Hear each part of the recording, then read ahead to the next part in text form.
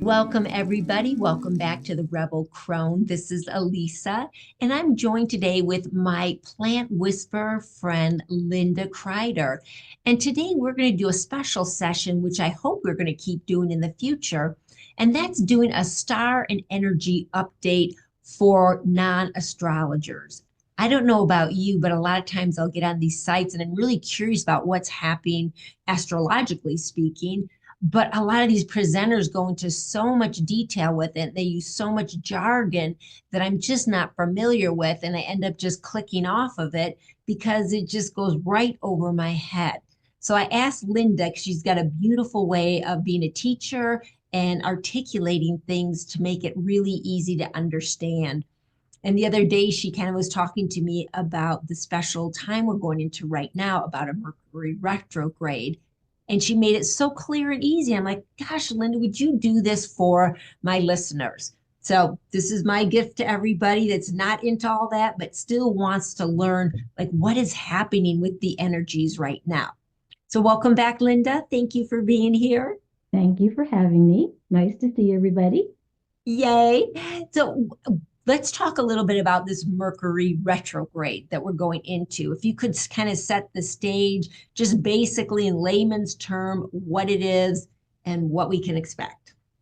Okay. Well, Mercury goes retrograde about 3 times every year for 3 weeks at a time. And what that means is it doesn't really go backwards.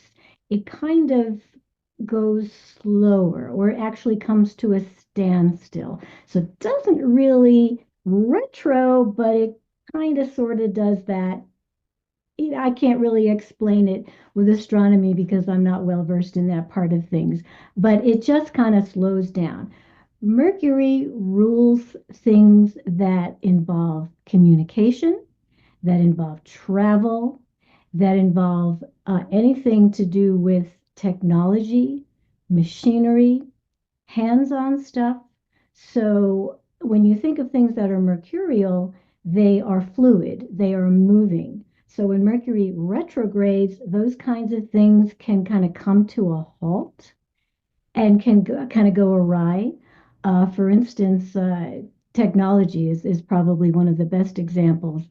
In fact, I heard this morning that Microsoft is having some kind of an outage, some kind of an issue, and of course it's affecting everybody's emails and things are just cattywampus and people are just so annoyed.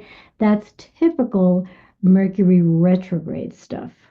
So it's just a matter of being aware and kind of, to use a tired expression, going with the flow. You know that this is what's happening out there. It's just a planetary pattern. This is the third one we've had this year, the third and obviously the final one that we've had this year. And it will actually technically start tomorrow.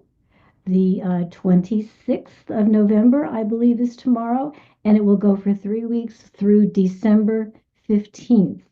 So when you think about it, this is probably one of the most traveled weeks of the year. So, okay, you really can't change the holiday. You can't change your travel plans, but just be aware that maybe there might be more likelihood that you're going to have a delay. Be prepared for that. Try not to get annoyed about it. Keep a good track of your luggage, your tickets, be on time, that kind of thing. So does that sort of Yeah, explain it that's a so little bit better? helpful. It's helpful because I have, noticed over the years and know a little, just some basics about Mercury going retrograde or slowing down, as you said, or sometimes coming to a stop, and that literally technology does do wonky things, and sometimes there's all that wonkiness is happening. Then I find out later that it's Mercury is retrograde. But now, could you also, Lindy, because it also affects sometimes our personal energy space, right? Mhm. That could you kind of explain that and maybe like things to sort of maybe avoid or be proactive during this time? Because it's not just technology, it's our technology too, right? Yes, yes. A lot depends on your own personal chart, which of course gets into things that are more individually oriented. Like everybody has an astrological chart. We all have Mercury someplace in our chart. It's going to be transiting some house. So everybody's going to have a little bit of a different experience. With that being said, overall, let's just say, you are planning a trip. So, like I said, just be mindful of the things that might happen, the things that it's just unavoidable. There's not a whole lot you can do about it. But as far as personally in your own life, just again, it's an awareness. It's just kind of think, okay, well, it's going to be these 3 weeks, going to be a little bit annoying. Do your best not to make any specific plans. I know some astrologers will say make sure you don't sign any important documents, but of course, sometimes you have to. So if you have to, then just take a closer look at it because during that time, it's more likely, not for sure, but it's more likely or more possible, I should say, that something, there'll be a clause that's off, or your signature will be wrong, or it'll be on the wrong line, or something like that. So just be a little bit more aware of those kinds of things, and don't let it bother you. Don't let it upset you. It's just life. Let's just say you have a toothache and you're thinking, okay, Mercury's retrograde. I go to the dentist, and well, obviously you have to do that. You can't just wait until it goes direct if you're in pain. But just be aware that you may get there, you may have a hard time finding a parking space, the equipment may not be working correctly. Just knowing And that they may not find anything wrong. this too shall, yeah. Or if you have a medical test and you have it during that time and you can't avoid it, it might come back saying, well, we don't have an accurate count here. We need to do it over again. So it's just those little annoying things. But on the other side of that, one of the good things about it, because there's always a blessing, right? There's always a silver lining, is that it gives you the opportunity to kind of hunker down a little bit, kind of go within, maybe do some journaling, maybe during this time of year, holidays, just make a list of things you want to buy, just don't buy them, or write out your holiday cards, but don't send them, that kind of thing, because things can get lost in the mail very easily. Does that Yeah. help? Yeah, it does. It really makes a lot of sense because I have heard in the past things like don't make big important decisions at that time if Mercury is retrograde, and just kind of watch your own emotions because something may appear one way and you get emotional about it, but then it's really not. I mean, we've all been there as women, especially we've been there with our monthly cycles and stuff that, things can look skewed at those Oh, yes. times. So just really that hunkering in, I like that. It's just making sure to take quiet time, which is a little challenging coming into the holidays. Yeah, I exactly. it is. I just made a few videos today that I will be uploading, starting one tonight and onward on how to like thrive through the holidays and some personal, empowerment things that we can do. So I've got a little each day. I'm going to have a little tip of a video that I think people will find very interesting. Linda, when we were talking the other day, I was just sharing how I've been feeling inordinately tired lately and kind of discombobulated in a way.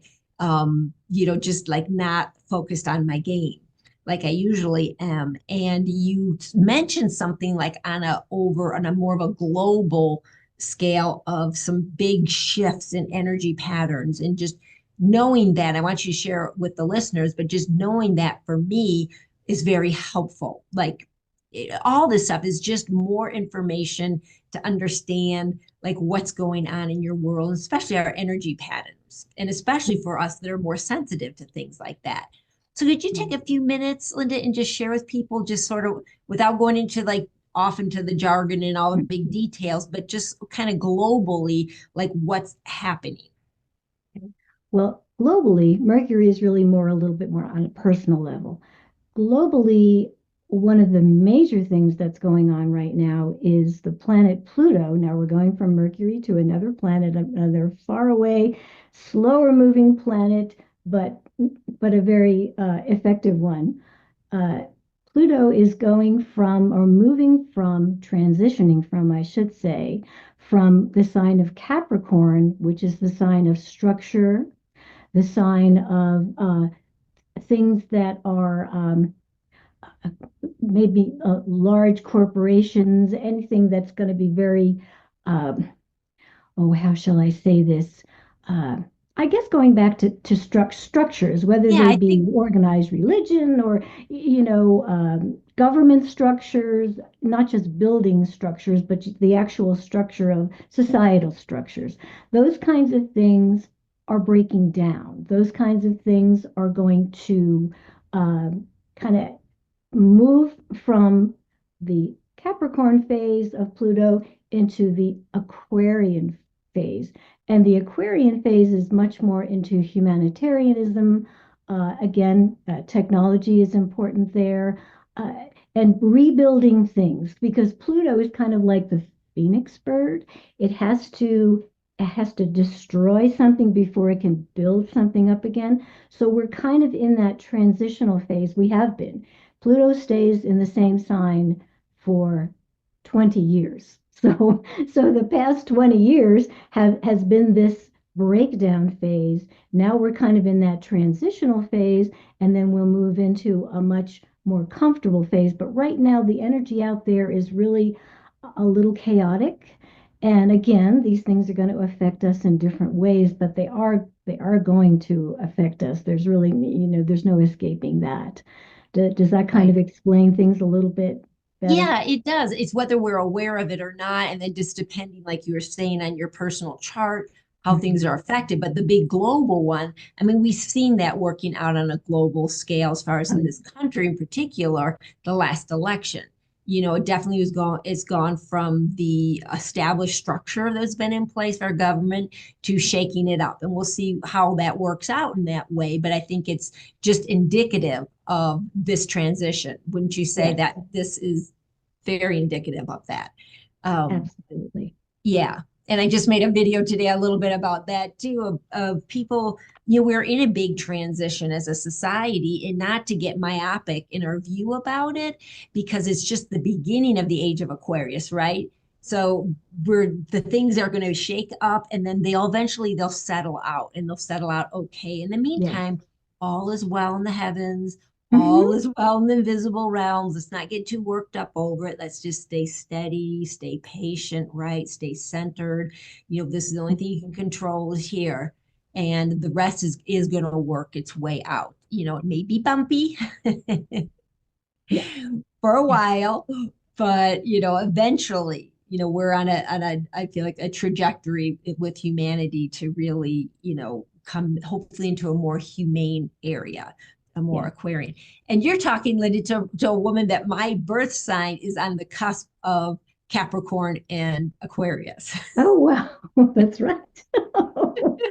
Okay, so there's a good example because somebody in your situation with your particular astrological profile, you're going to feel that probably in a more intense way than say maybe somebody like I would feel it. I know it's out there. As I said, we're all going to feel it in different ways, but that especially will affect you because you kind of got your foot in Oh, both worlds, right? but my whole life has been about this and about that. It's trying to balance Right. the two, like an Italian mother and a German Yeah. father. It's like Right. I'm trying to balance all this out. So yes, I am feeling it very acutely Yes. lately.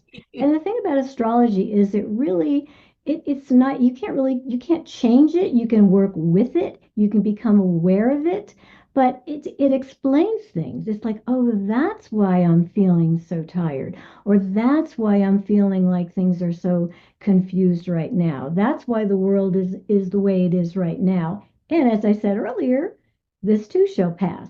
It takes a Yeah. little bit longer when you're talking about an outer planet like Pluto, but it is Well, going to get better. change. It Yeah. is. Yeah. That's the good news. It's the scary Yes. news, and the good Yes. news for some people is that, Right. change and change, Right. that's it's Right. all going to be in flux. Yes. Well, I love that. Thank you so much for sharing that. Is there anything else that we should be aware of right now?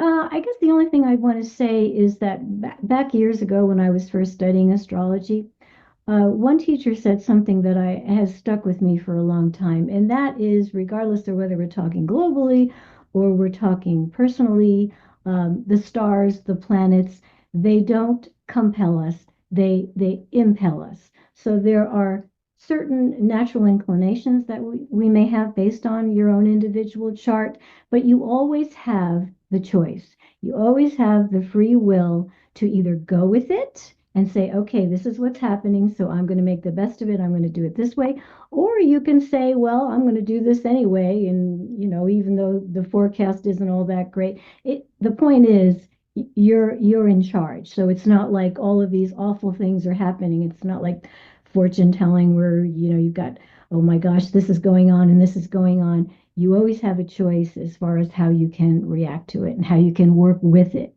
And why not work with it as best as you can and keep your life as Exactly. Those are big complicated as forces. possible? Those are big forces to go Yeah. against. Oh, yeah. So good Yeah. luck with that. Yeah. Right. Exactly. So just let it give you a certain level of self-awareness and understanding, and just go with it. I love it. Just go with it. If you're Go with tired, it. take a nap, right? Yeah. Right. If your computer's Exactly. glitchy, is not working, shut it down. Right. Turn your phone off, whatever, Yeah. it just move with it. Exactly. Right. That is fabulous. Well, for the listeners out there, I would inviting Linda to do this with us maybe once a month or something. We can have just a little update on things. And because I appreciate you just with simple speak, just regular layman's terms, like what's going on and what do we need to be aware of? Because when we're aware of stuff, it's empowering no matter what it is that we become aware of something, then we can factor it in, we can understand why things work the way they do, what's kind of the overlay or what's the compulsions, pushing us into certain directions, and then we can choose otherwise or choose to roll with it. We have free choice based on knowledge. So I think that is the Exactly. most important thing. Exactly. Okay. Well, I think All that's a right. wrap for today. Yes. And it's all good. It's all good.